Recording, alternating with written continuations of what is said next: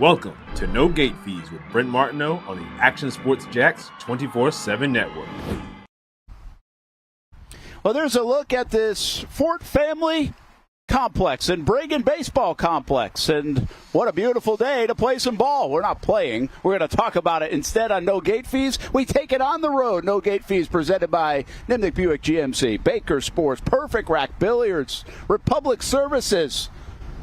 And today's topic, these guys right here, the umpires, right off the top of the show. So let's just be full disclosure here. We're recording this show on a Monday to play it while we're at the Masters on Wednesday. So we wanted to have our annual umpire segment, Ask the Ump. But to do so, we had to record it before we were in Augusta. So we're actually in Augusta right now, believe it or not. But we're right here talking about some baseball, of course. So because of that, we're not going to update some of the high school baseball scores, softball scores as well.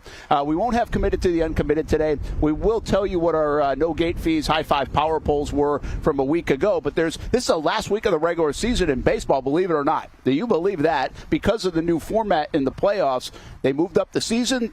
The season went quicker, and now we're getting into district play next week. And softball still has another week before they get into their districts and then playoffs. And, heck, we're about a month away from maybe crowning state champions and everything else. It's an exciting time. So Brent Martineau here with the Action Sports Jacks team. We're mobile. We're trying this out. We've got Fran Delaney, who's helped us along the way for a long time. Anytime we have an umpire question, and his crew is out here as well. Some of your crew. What's happening, Fran? Everything's going well, man. Just right in the middle of the season. I guess towards the end of it now, but just getting to that late grind right now. Absolutely. We got the wind blowing in today, by the way, here, which feels nice. I will say. Blowing out somewhere else. Yeah, that's right. Especially on this turf, it feels pretty good.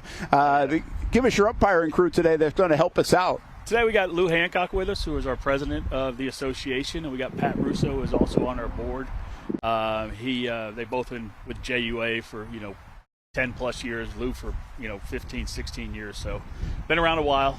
Both of them do actually college baseball, and been around pretty good, solid umpires when it comes down to it. So between the three of you, over 60 years of experience umpiring, and some baseball, a lot of baseball, some softball too. So we'll get into just there's a couple of things we want to do here. Obviously, some of the mechanics of the game, right? Some of the mechanics of umpiring. And then there's some questionable calls and things like that obviously happen. And we've got plenty of questions about some of those calls that will take place. But just give us the basic stuff. When you show up to the park, you guys look good. I just learned that your shoes have to be shiny. That's right. They have to be shiny. I mean, that's a big thing. We joke with people sometimes about not being. I mean, when you walk up to the park, if you look the part, I mean, it's the first impression, right, from a coach. If you show sloppy, they're like, is he here to umpire or just collect a check, right? So you want to make sure you look good. The best you can, even with all this. It's hard to look good sometimes, but at least everything's ironed, steamed. It looks good. Your shoes are shined. Those type of things are not dirty from the last 3 games. It looks like you don't care about what you're trying to do. So it's really important, that first initial impression when you walk on the field to see a coach and fans and players. And when you guys walk on the field, it usually means the game's about to get started in a couple minutes. I mean, you're hanging out in your car until then. You're not hanging out having some peanuts and Cracker Jacks before the game. Yeah, we try to roll in about 10 minutes beforehand so we can do the pregame meeting. You don't want to get there too early because then there's too much chatter, and then you're talking to one coach, not talking to the other coach, or talking to a kid, whatever. Just want to get there. There's a job to do, and at the end, that's why you see at the end, see the umpires come off the field right away. Yeah. You don't want to be around to show any kind of, even if it's harmless, to show any kind of favoritism or stick around for anything, that you don't need to be around. Stuart's going to take these guys over to home plate because there's always a pregame meeting. And while these guys go over, so what's going to happen a lot today is we can't blank everybody up. And so Fran is going to end up out in the field too, but he's going to join us here as well and kind of help demonstrate what these guys are doing on a normal basis. And the pregame meeting involves umpires and usually the coach from each team, right? Coach from each team, possible captain. Yeah. If they want to bring we see that sometimes. Some don't, some do. Usually they're getting ready, so they don't always come out.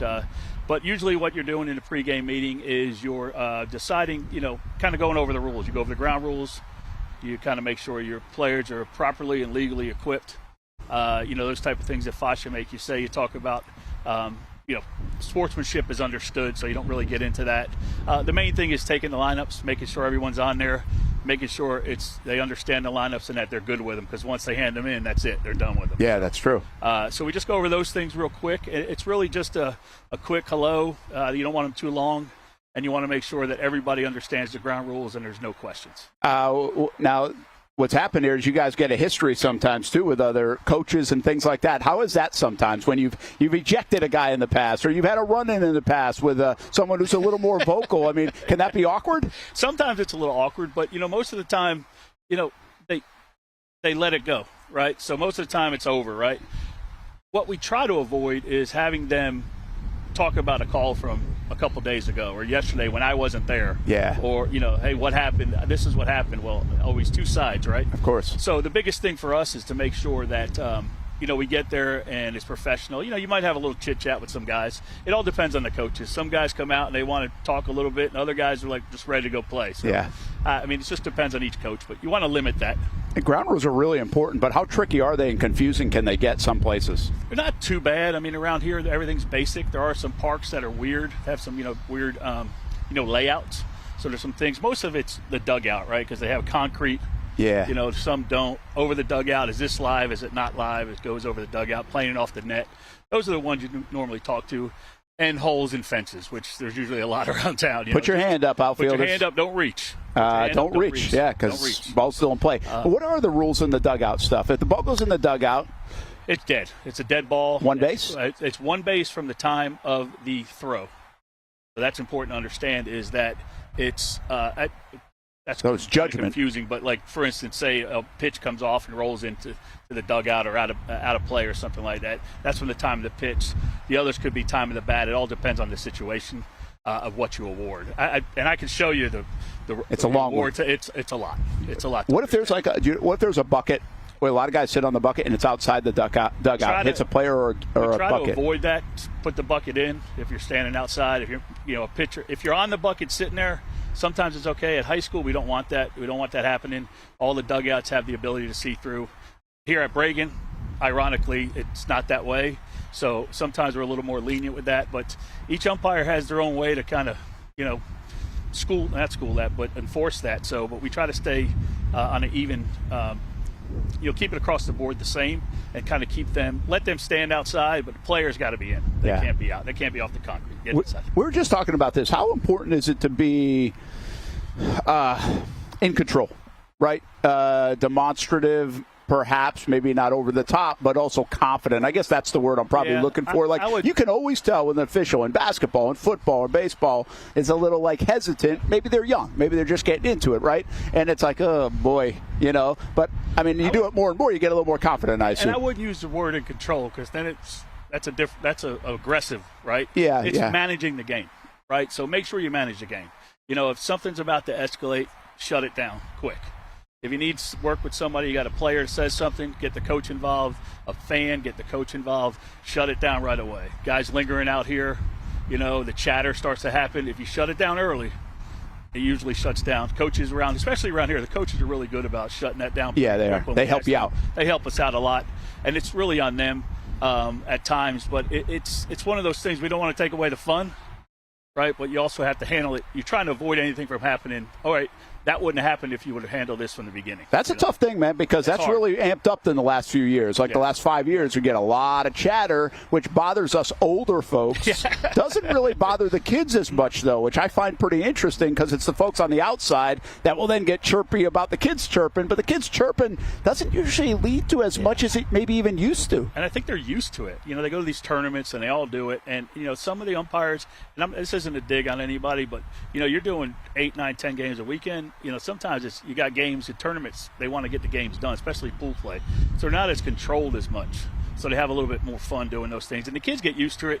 I have seen some, players that get a little frustrated, they're saying this, they're that. I'm you better get used to it, because it only gets worse at the next level. It really does. Usually from the stands and not the other dugout, right? That's what most coaches will say, hey, leave your lips off the other players. That's exactly what we look for. Don't say, hey, pitcher, or hey, number 3. If you want to, some of it's funny. I listen to some of it. It's funny to hear, but it's some people get competitive, and when they start losing, then they start picking at every little thing. This is the problem. This, it's It wasn't a problem when you were up 3-0, but now that you're down 4-3, now we got a problem with it. I recently heard one, by the way, of a dugout, high school dugout, that had brought up Blue Chew and the ball in the dirt a lot. So I'm going to let you guys fill in the blanks there. But I was like, what are we doing? How are we getting away with this here?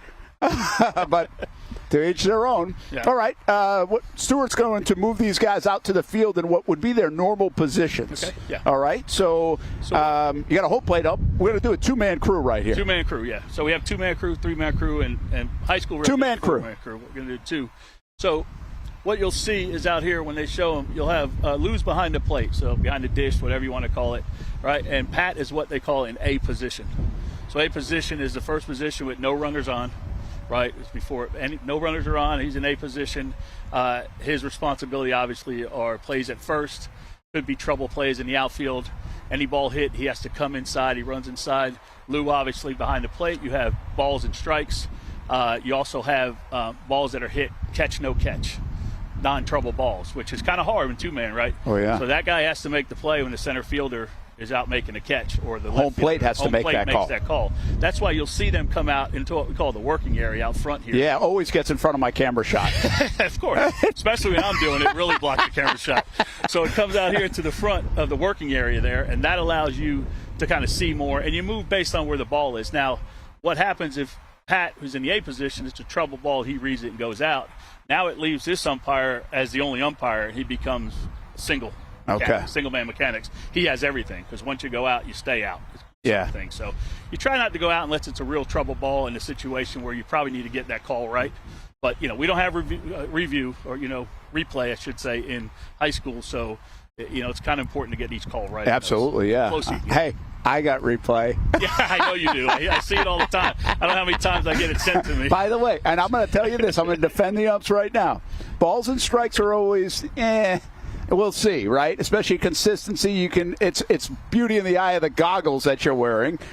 But I'm telling you this, even with your goggles on, and I've done this since the kids were little, and I video a lot of games, you will think that the umpire missed a call on the bases, and I'm 90% of the time, maybe more, I go back and watch that video, and I'll be, damn it, they were right. I was like, I can't believe they were right. I thought they missed it by a mile, and they were right. It's pretty wild how often you guys are right, specifically on the bases. There's a lot of judgment in balls and strikes, but on the bases, you guys get it right a lot. And it's funny that you say that, because there's times you've sent videos to me, and I'm like, well, I have obstruction there. Forget about the safe out. I think that's obstruction, or whatever it might be, something different that you're not even looking for as a non-umpire that you see. I mean, sometimes it makes us hard to watch games because we're looking at things, and we're it's not enjoying the game of baseball anymore. Sometimes we're looking at plays and things like that. But it is funny how that works. You just told us something about where these guys should be, and I think this is probably, if you're looking at a missed call specifically somewhere on the bases, this is probably the number one error an umpire makes. Is positioning, right? 100%. And is that a hard thing to be in the right position? So when you have a two-man crew, it's hard, right? Because there's plays that you have to cover. You have to get certain areas, and you have to cover based on where the ball's coming in. You have to move, and sometimes you can't because you don't know where the ball's going sometimes, right? And so, like with Pat right there, like for instance, he's got a great view right now at a check swing. Absolutely, on a right-handed batter. On a right-handed batter. Yeah. Right, great view. He goes into B position.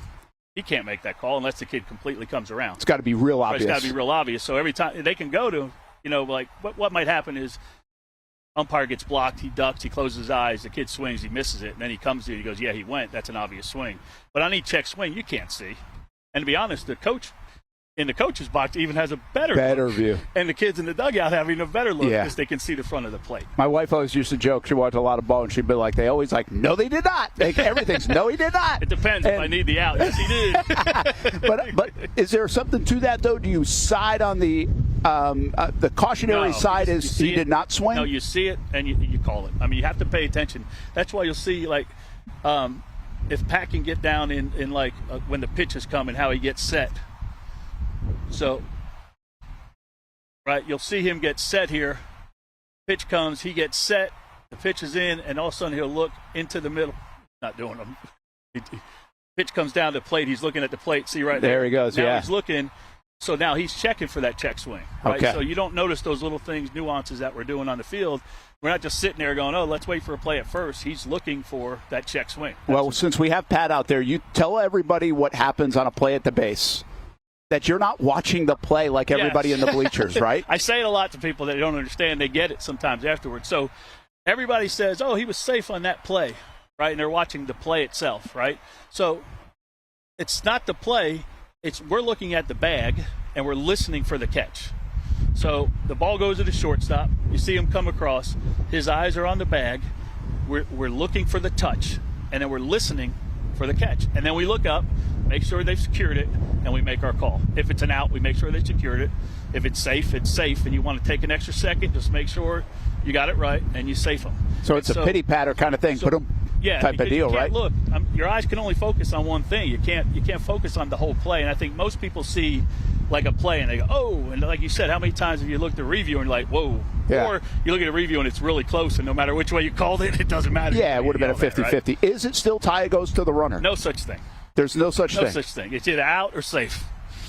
There's no such thing as tie goes to the runner. So, like, they'll say, well, what about a review and it's a tie? Well, they're not going to overturn it. They're going to stay with the call because it's inconclusive video. Yeah. We don't have video, so we make the call. It's safer out. There's no tie goes to the runner. Why would a tie go to the runner? Why does he get the advantage over the fielder? Stuart, tell Pat if he can. I want to see an emphatic, if it is emphatic, out call. Like, you've got to be confident, right? You've got to kind of sell it that, hey, I know what I'm talking about. I got it. I saw it. 100%. I don't need help. I got it. I saw it. I know exactly what I got. Yeah. So you can see Pat there. He does a good job with that. That's a really hard, boom. And I think one of those things is that sells. I don't want to say sells a lot of calls, but that shows confidence in what you got. Yeah. And that's a key, right, to making sure that everyone sees he's confident. It starts when you walked in and you're dressed right and you look like you know what you're doing. Then you get on the field and you're hustling and doing things like that. People have more confidence in you. Did you guys have fun with everybody's different out calls? Like sometimes I do more of like the training side going, you got to change that because it looks terrible. It might be like it looks unconfident, and that's why I try like maybe like or something. That's a little like double weird. Just give it. That's a good one. Pat's got a good one. He's got a very simple but firm, nice right? Simple, yeah. We like that. All right, let's take us back to my missing. I do want to actually ask one other play about Pat over there at first. Okay. Because we're sitting here with Lou back here at home plate, not talking much about him, but you'll get help a lot in high school with the two-man crew. And, I mean, the bottom line is we all in the stands saw that the guy at the bases we thought missed the call. Yeah. So how much does the home plate umpire have authority to overrule a play? Yeah, I mean, I think here's what you got to understand. So when you saw Lou, if you saw, I don't know if he showed it, but when you saw Lou was out already. So Lou's coming up the line, and what he's looking for is a swipe tag or a pulled foot. That's what he can help on. Okay. Safe out or a ball out. If ball falls out of the glove or something, he can't see it. They'll talk. They'll make a decision. And then the umpire that made the call will then make the call, whether he overturns it or safe, depending on what, Lou sees. Now, in that A position, it doesn't happen as much. Okay. But when you're in B and there's one of those come up, kid tags, I can't see it. When I'm sitting over there, I got to make the call. And I know there's coaches out there right now yelling at the screen because there was once, I will say at least once somebody yelled at me because I made the call because I normally go with safe unless I actually see the tag. Yeah. And one time I went out and I think I missed it. And, it happens, but it is what it is at that point. My partner said he didn't see it, so we had to stick with the call. Lou and Pat sitting there talking for a little bit, because sometimes we see these conversations take a while. Are they talking about, man, Brent's really giving me an earful in the stands? Sometimes it's like, I'll be honest with you, so there's three things, and we don't mind telling this. Everyone knows, a lot of people know this. Sometimes we're discussing, hey, I have it, I saw it clear as day. We're coming together just to, let's not appease the coach, but show that we're willing to, think about it. Completely have something out. And maybe I am wrong. And other times we're talking. He's like, well, I missed it. Well, I said he came off the bag or he had it, or it's really close and can go either way. I mean, we're just discussing what we had, and what we want to hear from the home plate umpire is exactly what he had. Yeah. Right? What did you have? Okay, I have him off the bag. All right. Well, I may discuss and say, well, I don't think so. And then it's up to me as the guy who made the call at first base to stay with my call or change my call. Now, as an umpire, here's the problem. When you change your call after you talk to the umpire, they're all going to yell at your partner. Oh, yeah. You know what I mean? So interesting. I just you're right. Yeah, that's interesting. You got to make sure you have it right. You bring me into another good point. How much of this is you guys are a team? You don't want to show up the other guy. Is there some of that? Yes. We don't want to. Remember, old school umpires. Upper level umpires will tell you this. Everybody's a rat besides your partner on the field. Catcher talking to you nice. He's telling the guy you're coaching the dugout, he's terrible back there, blah, blah, blah, whatever. They're all rats. Just assume they're rats. So the only partner you guys out there. Now, if they've missed a call or have done something, that's a post-game discussion. Okay. Right? You never want to throw your guy under the bus for two reasons. One is you just don't want to do that, right? It's your partner. Right? You're not going to do that, right? If it's a blown call, if it's a missed call, whatever it might be, that's just the way it is. However, the other point is you want to make sure that you have that united front to understand when calls happen. I don't want to tell, hey, coach, I'm at first, and the first base coach says, what'd you have on that call? And I'm like, I thought he missed him. And then he'd be like, he'll walk past the home plate guy or someone else and go, he said he missed him. Even if he goes to first base or yell, you just don't want to.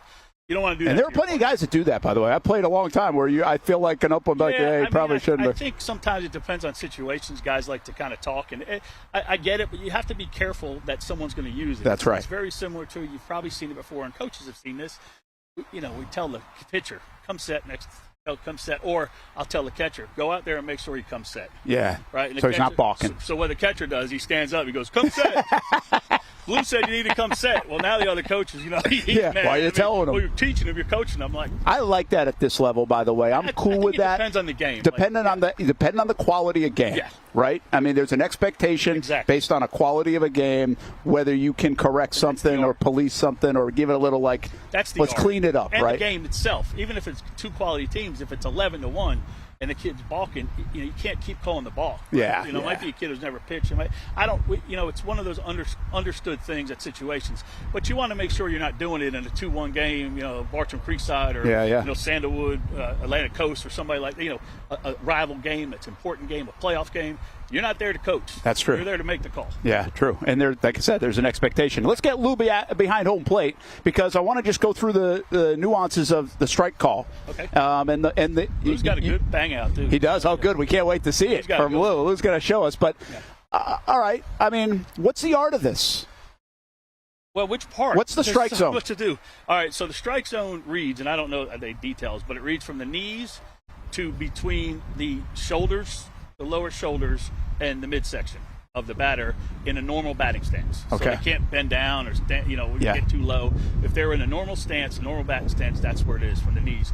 Now remember though, and I know this is picky, and some coaches are probably going to throw something at their computer screens right now, but the ball, if it touches any part of that zone like you see on the screens on TV, that's considered a strike. Yeah, it should be. So the ball's that wide, so And by the way, the softball's bigger. It's bigger, right? So, but so below the knee, if it's like right at that knee level, that's still a strike. Yeah. Now it's a hard pitch to call. You got to be consistent. I get it, but that's still a strike. So, and it's not, it's a hard science, especially at this age, because you have a kid that comes up who's 6'5", next kid comes up, he's 5'2". Yes. And you're like, okay. That's a moving target. Yeah, it's just one of those things that make it a little bit more difficult. But that's what you're looking for, and really what coaches are looking for, I think, and I want to speak for them, and we are too, is consistency. Oh, absolutely. Right? The people in the stands are looking for that. We're calling that pitch, yes, consistent. Yeah, they are and they're not. Sometimes they are. Well, they have their goggles on. Yeah, that's true.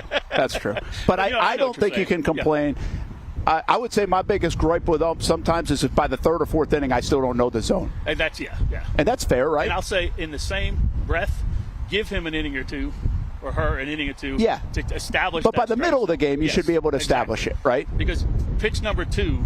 Oh, that's not you. You don't know where. You don't know the zone yet, or you don't know where it's going on. All right, what's Lou doing here? So where's he supposed to line up? So right now he's called in the slot. So really, what you want to do is he wants to get his head, the nose of himself on that inside corner, right?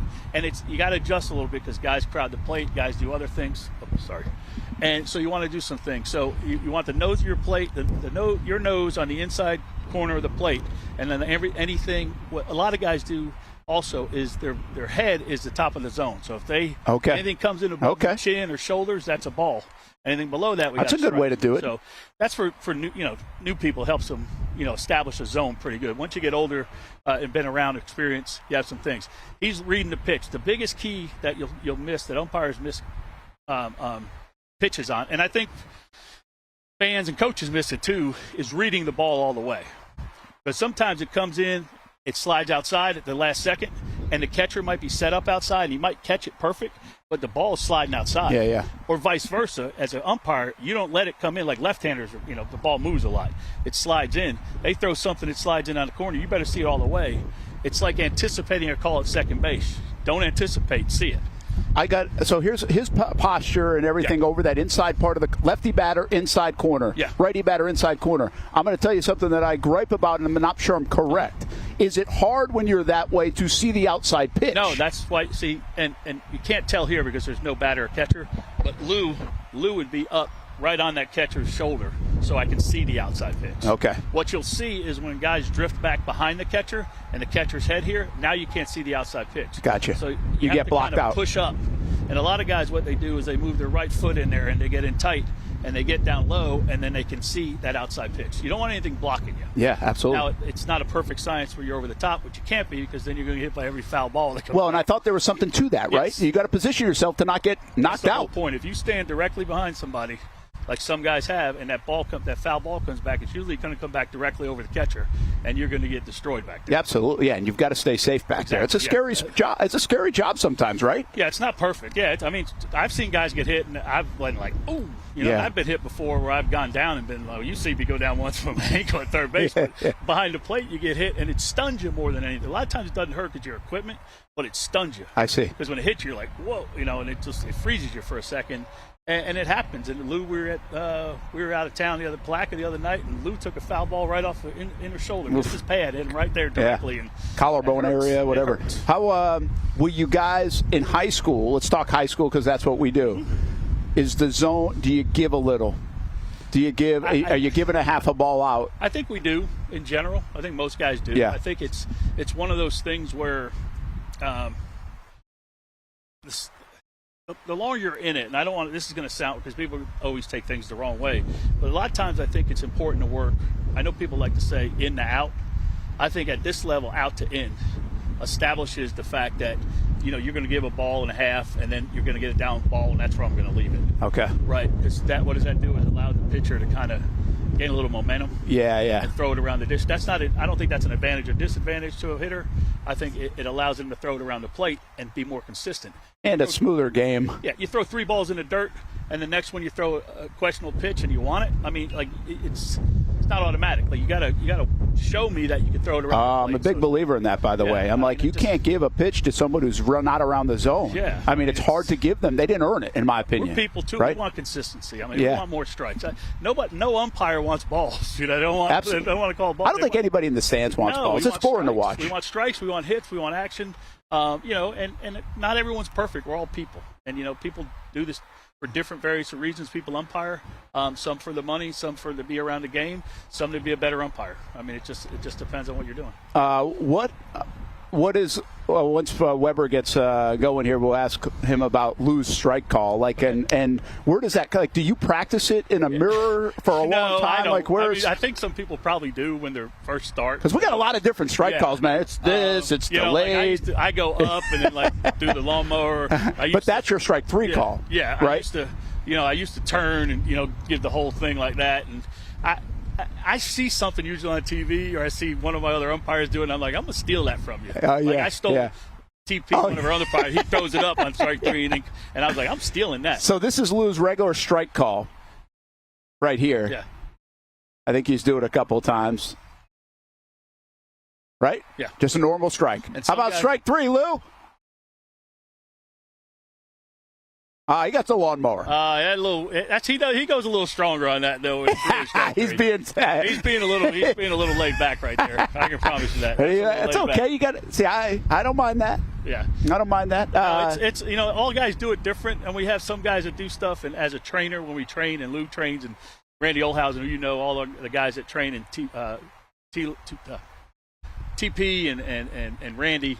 We always try to teach guys, like some guys do some stuff and stop. Like that looks bad because it's a confident thing. And that also what they don't want you to do, it's not about me. Well, right? You're an offensive lineman at the end of the day, right? When it's 12-1 and the kid, you're not ringing the kid up, right? Yeah. If it's a 3-2 game, bases loaded, and the kid strikes out and it's a little exciting, you're pumped up.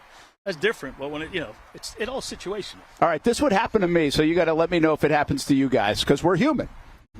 You got a guy, I mean, it's a team that's getting crushed or whatever, and I don't know, they're getting a kid off the bench, or I mean, do you give a little leniency to that? Do you have trouble ringing up a kid when they're not that good or something like that? Because I would. I think I'd have a hard time. You do. If you have a heart, you do. Yeah. And you really do. You're like put it this way: if you know it, you've seen this before. You've seen this, right? Telling the coach, I'm opening it up. Yeah. It's 18-2. That's right. Now, opening it up doesn't mean the team that's 2, I'm opening it up. Yeah. Because but the team that's 18, we're going to open it up. Yeah. But if you put a kid in on that other team that hasn't, you could tell. I had a kid the other day. I don't forget when a couple of years ago, he put him in. He never batted before, and he's up the bat. He comes in, and the kid was throwing, and it was a guy was getting some work in for I think it was University of Christian. I can't remember. One of their pitchers was getting some work in. He hadn't worked, and they wanted to get him in. He said, "I'm not trying to." And the coach was like, "That's fine. Get him in." And the first he threw it, he probably hit right around 89, right in the high 80s somewhere. And that kid looked at me. He goes, "That's fast." and I was like, "All right." But he threw 3 pitches right down the middle. Kid never took the bat off his shoulder. But it was like, it's one of those things. Like that was that's a memory I'll always have, and it's just funny stuff that you get to see. That was good timing right there, by the way. That was very good by Lou with that one coming in. Yeah. That's Fran Delaney with us. Lou, I think Pat had to run. Yeah, but we appreciate him. He's got a game. You guys, you got games after this that we're taping. Let's do this. Speaking of running, Casey, let's hit a timeout. Might put Fran out there as well and get into a couple of the questions that I got on social media and a few more things, maybe even a 3-man crew. And I do want to ask you about how softball changes a little bit. I know most of the mechanics are probably the same, and we'll see if we're missing a couple other things along the way here on No Gate Fees, presented by Nimnick Buick GMC, Baker Sports, Republic Services, Perfect Rack Billiards. We will have a Coach of the Week, by the way, too, but we just don't know it yet, so we'll get a $100 gift card to Perfect Rack Billiards. Maybe we should make it the Ump of the Week this week instead. That would be a good idea. I might have to call an audible there for that one to do. We are at Fort Family Bragg Baseball Complex. Beautiful place, home of walk-off charities as well. And if you don't know walk-off charities, make sure you look it up. If you're a big baseball fan in the area, you should know all about it. We'll be right back. When it's time to get a new car for anyone in your family, just remember, nobody but Nimnick, the #1 Buick GMC dealer in Jacksonville. Get the latest price breaks on 2023 and 2024 models or the newest 2025 vehicles in the showroom on Phillips Highway or shop online at NimnickBuickGMC.com 24 hours a day. GMC Sierras, Yukons, and the redesigned Acadias, or get the all-new redesigned line with Buicks. It's nobody but Nimnick, and part of the reason why is this is a first-class buying experience here at Nimnick Buick GMC. You're not just a customer, you're a friend. This is about getting a vehicle that best fits you and getting you on the road, and also helping you and your family down the road. Nimnick has a treating you right guarantee, courtesy, respect, fairness. The most Buicks, GMCs, and Jacksonville's only Car Bravo dealer, nobody but Nimnick. Who has put in the most years and stands behind a better experience? Nobody but Nimnick. GMC. We are professional grade. 2024 provided plenty of memorable moments for the Jacksonville Armada on the pitch, including another conference championship game appearance for Tommy Krasanovich's under-23 men's team. They sit in the dying moments. Debuting this year for the first time, the girls in blue, as the Armada fielded a women's under-23 side in the WPSL and made its presence known with some highlight moments. Potential goal of the season. Then attention turned to the future, with MLS Next teams representing the Armada badge in 3 age divisions this fall, including an under-19 squad ranking among the best in the state. Those teams are a big focus on Fleet and Footy, covering the big soccer stories each week on the Action Sports Jax 24/7 network. I'll put one in the back of the net for you. Join us for player profiles, fun interviews, and the very latest on the Fleet and all things footy. That's every Thursday at 2 p.m. I've been telling you about CGC Water Treatment and Plumbing for a long time now. Their drinking water systems remove up to 99% of contaminants. We've had a Connecticut water softener and drinking water system in our home for more than 7 years. You can see the difference whether you're washing clothes, the dishes, or what I like to do most, fill this up for some coffee every morning, and mostly all day. Remember, if you're not filtering your water, you are the filter. don't be the filter. Right now, you can get a free Kinetico reverse osmosis system with the purchase of a Kinetico Premier softener. The experts at CGC Water Treatment and Plumbing will test your water for free and determine your water score. Don't know your water score? CGC will find out and recommend the appropriate Kinetico water treatment solutions so you can improve it. Call 904-552-1242 or visit cgcwater.com. Ask about our 90-day love it or leave it guarantee. CGC Water Treatment and Plumbing, an authorized independent Kinetico dealer. Florida license number CFC 1432579. There's a saying in sports: you can't win them all, but you can win a lot with good folks on your team. Like that one painter, First Coast. It's tough to beat the sun in Florida, so your home fades. It's tough to beat that HOA when they come calling. Beat the sun, beat the HOA with that one painter, First Coast. And it's a good time to do it. Less rain to work around, and painting in mild temperatures is perfect. After all, the paint bonds to the surface so much better. Give that one painter First Coast a call at 904-417-3557 or look them up at first-coast.thatonepainter.com. Fast estimate, guidance on color and HOA requirements, and the highest quality job you'll find anywhere. Be a big winner in your neighborhood with that one painter First Coast on your team.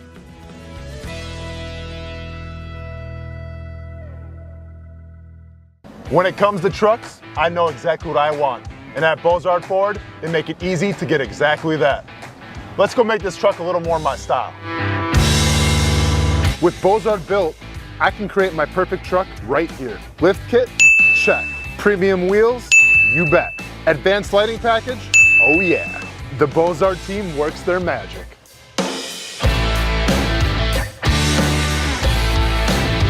From bumper to tailgate, I'm making this truck mine. It's everything that I wanted and more. From the field to the gym to weekend adventures. This truck's built for my journey. Bozard Built. Customized for your lifestyle, built to exceed your expectations. Check out the inventory and available options at bozardbuilt.com. Unleash your dream ride. Customized, covered, and Bozard approved.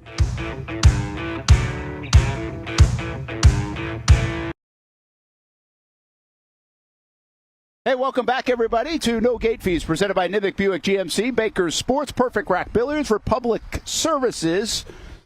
We appreciate all their support. And by the way, we've got our Committed to the Uncommitted, our $2,500 scholarship program. We're not going to do that today, but we'll highlight extra kids next week and in the coming weeks. Obviously, it's the end of the regular season in high school baseball, and then we got high school softball wrapping up soon. We're almost into postseason time. Brent Martineau, Stuart Weber's out here. Fran Delaney was in here. He's now out there. Lou Hancock was out there. He's here. Pat had to go do a game, so we appreciate him coming by as well and being a part of our Umpire show. Ask the Umpire. We've got a couple of questions to ask other than the ones I'm asking, but you brought up something good in the commercial break. The three things that make a good umpire. Well, I wanted to talk about the importance of positioning and timing. You know, a play looks so much different but depending on where you're standing. If a coach sees it in the dugout or grandpa sees it in the stands, it looks a lot differently than if you're in the right position. So good positioning, get in the right spot's number one. Good timing is number two. Give your brain a second or two to catch up to what you saw.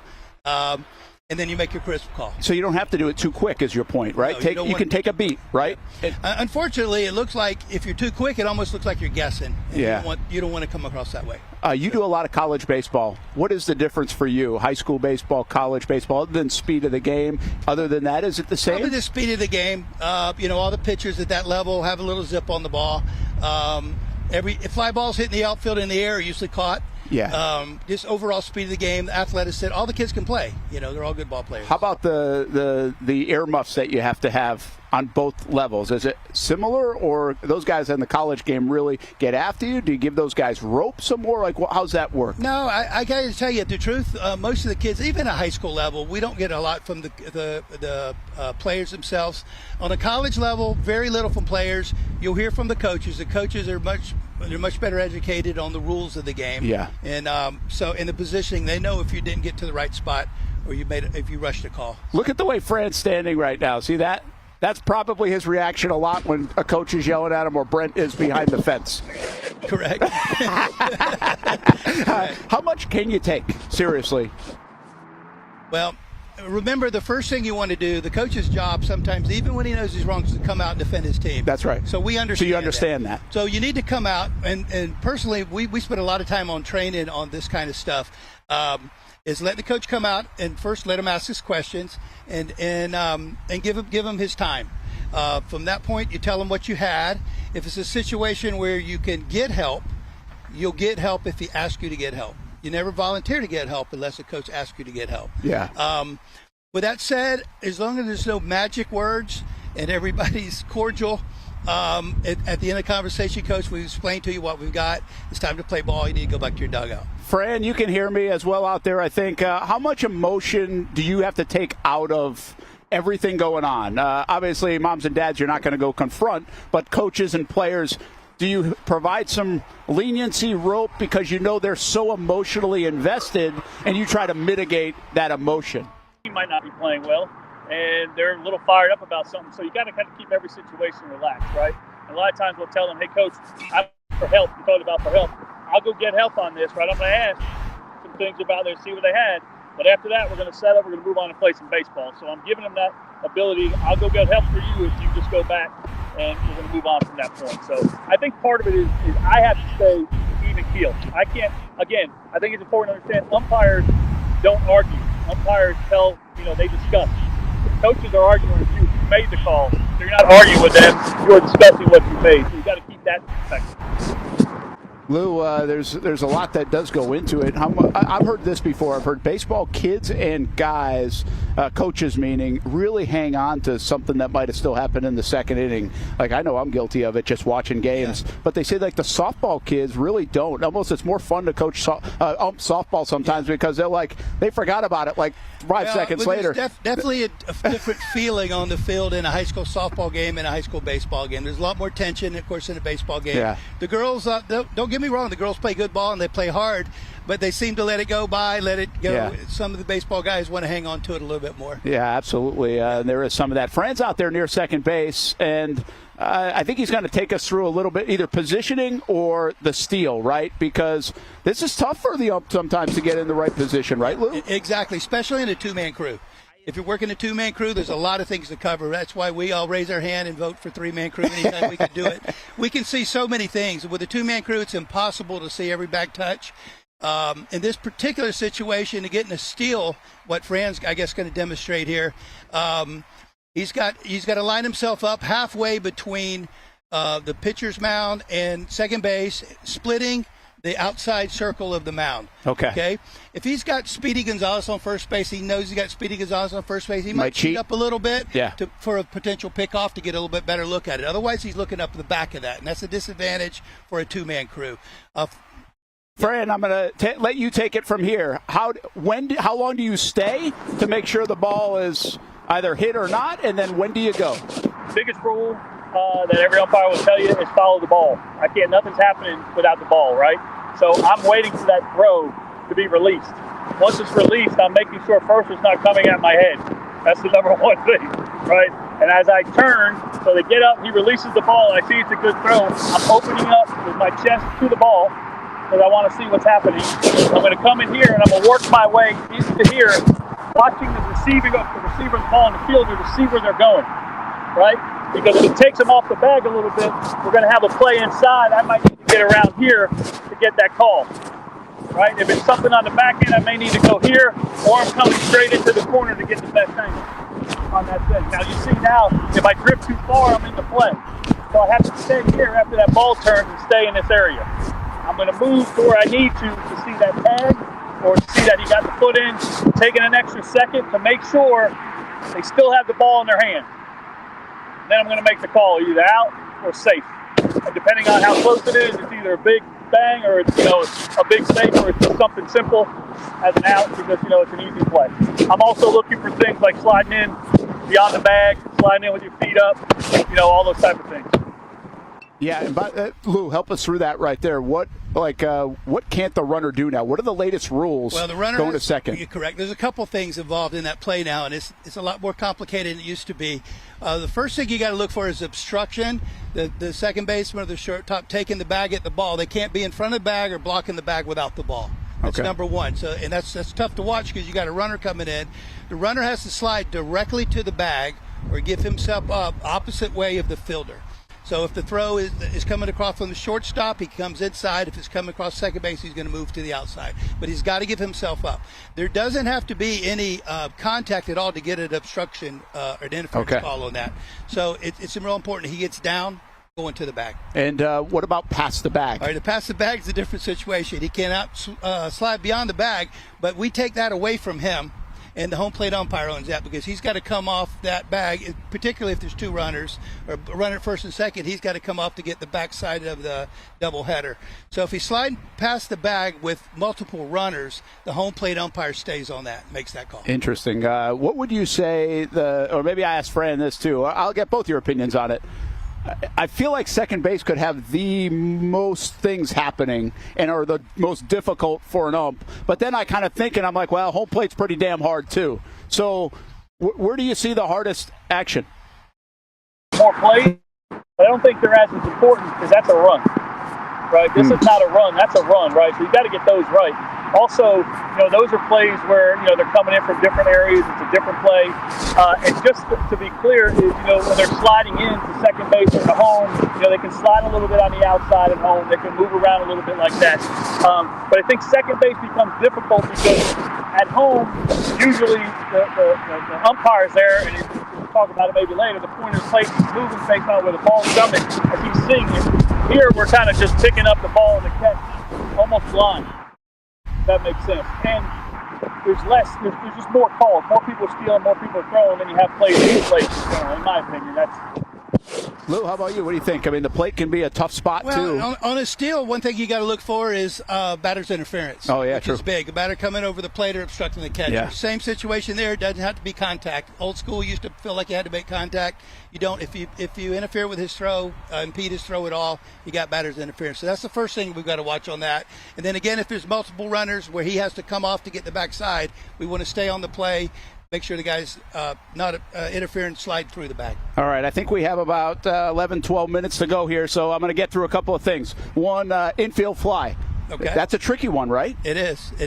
And what's supposed to happen? Well, what's the infield? Because nobody here's why it's a tricky one. Right. Most of the people in the stands have no clue most of the time when it is and when it isn't. Right. So less than 2 outs, batters on first and second, or first and second, third is qualifications for infield fly rule. I think a lot of people think that any fly ball that's hit in the infield under those conditions is an automatic infield fly rule. It's not. The rule that this is the catch part right here. Keep in mind that the ball needs to be called or played and fielded under ordinary effort. And that, there's ordinary effort means a lot of different things. On a real windy day. Yeah, like we got today. Like today, on a really windy day, you see those guys circling around, and 3 guys are calling the ball. That's not infield fly rule. Another piece of infield fly rule people don't quite understand: the ball doesn't necessarily have to be caught in the infield. It can be caught in shallow outfield by an infielder if he's got plenty. Because it's ordinary effort. I'm going to ask you about another play for both base and maybe I'll get to Fran on the base side of this. Okay. You take us through the home side of a balk, because there's a lot that goes on in a balk play. Yeah. Some are obvious. Yeah. But not all, right? Correct. I think, you can get ticky-tack with balks, and especially with some of the different levels of ball that you do, middle school versus JV versus high school ball. What we try to teach through our clinics and training is something that is truly giving an advantage to that defensive team. So if there's no distinct advantage to that, we normally let it go. So you're not going to call a balk with nobody on base, most likely. No, there's no such thing. Well, there's no such thing. Yeah. But again, with base runners on base, it's a little tricky. There's some rule changes where a pitcher's starting position have changed and where he can and can't be. Obviously, dropping the ball when you're on the mound on the rubber. Really, the most frequent one is come and set, right? Rolling through is the number one balk where kids don't stop. You got to give a discernible pause. If that's not happened, that's obviously giving an advantage to the defensive team. That's a pretty easy one to get. I feel like I've heard maybe before. Is there something to it that the teams aren't allowed to call yell balk or something like that, or is that an unwritten rule? Yeah, right. Well, in high school baseball, and I believe I'm right on this, but a balk is a dead ball. Okay. Other levels of ball, balk's a live ball. You play through it. and you take the best play. But in high school baseball, if I'm not mistaken, I'm almost certain it's a dead ball. Obviously, kids are yelling, coaches are yelling, balk, balk. It affects the whole game. The base runners, the batters. We stop that when we hear it. Stop that. Yeah. Fran, how about you, especially on a lefty now? What's the base umpire? God bless you. Flip a coin, man. Flip a coin. That's your favorite, probably, criticism. Mess it up. Flip a coin. Yeah, so one thing you'll see is like Lou said, Lou, you're right. On a balk in high school is a dead ball, an automatic dead ball. Right? So on a lefty, like you were talking about, the biggest thing is we're in 2-man, right? So we're right here. We don't have that great angle. In 3-man, we're covered because there's a runner at first. You got someone at first base. You can see that beyond the rubber, the move that he goes home and then goes first. First of all, the one thing I want to let everybody in the world know, no such thing as a 45-degree angle on the balk, okay? Just everybody needs to know that right away. No such thing as that, all right? They has to make movement towards home plate. If he makes movement towards home plate and then comes that way, that's a balk. But it's no such thing as 45. And you'll hear that every time from the coach, usually the third base coach, sometimes the first. I was 45 degrees. You went beyond the 4, that's a balk, and that's not the case. So everyone needs to know that. But what we'll do sometimes is just try to get a little better look. We squeeze a little bit over here. It takes us a little further away from our play at second. But we just try to squeeze and make a thing. But it's really hard to see that one. Even the one when they come across the back of the pitcher's plate, it's hard to see from here. You can kind of judge it, but it's not a very good angle. We try to do our best on that, but it's difficult. All right, Lou, he's mentioned 3-man up. You guys say, hey, I'd rather have a 3 than a 2. It's going to be a better officiated game most likely, right, because you get a lot more to see. Yeah. But just real quick, I don't want to go super long on this, but we're going to see that in the playoffs, by the way. Right. So what's the big difference other than you get to see more? The real advantage is with a runner on base, on first base, you always have a man at first base. So that's going to give you the best angle to make sure the lefty or a righty is in a good pitching position. They're not balking. It's a legal pitch. The second situation, just think about it. We got an extra body. We got an extra set of eyes. Yeah. We can, on a trouble ball, somebody can go out and still not leave us shorthanded in the infield. We still got 2 guys. In a 3-man crew, if somebody goes out, then you revert back to 2-man mechanics. Okay. And so that's definitely a big advantage. And both, they start at first and third, right? We start and home. The foul territory on first, foul territory here with a runner on first, or even a base hit. On the base hit, this guy backs up, stays here. The runner the umpire on third base comes into the middle field to take a potential run a batter runner to second. All right, I think I got about 6 or 7 minutes to go. Check swing. Okay. I know they're hard. They are. But what's the actual rule on a check swing? Like, what determines a swing or not? Yeah, well, you could. Again, I guess the technical book, and Fran probably tells you the book rule. He's a book guy. He's got the book. It's not in the book. By the way, it's not in the book. It's not in the book, just so you know. Yeah. Not in the book. So what is it? I'm going with a wrist. If you're breaking your wrist, the plane of the bat. Remember, a lot of you can get a balk. A lot of times the kid try to stop it, and they continue around with their body, and not necessarily the wrist or the bat itself with their body. But they're tough. Check swings are tough. The head of the bat goes across the plate, but what the rule says, and I don't know specifics. I have it in my phone, which is over there, but it's not the rule. It's what it says to look for online is the barrel crossing, and that they made an effort to swing at the ball, right? So if they fall down, the ball, the bat goes across the head or something like that, that's not an effort to make contact with the ball. That's just the head of the bat came across. But, if he comes and pulls back, it's hard. What you see a lot of mistakes made where people lose their mind is when the batter goes like this and then they just keep their hands out here. And you see their hands here, but the head of the bat is back here. Never came across the front of the plate. And so on first base, you got a good position. Where I'm at now, I can kind of see that, but I can't see them.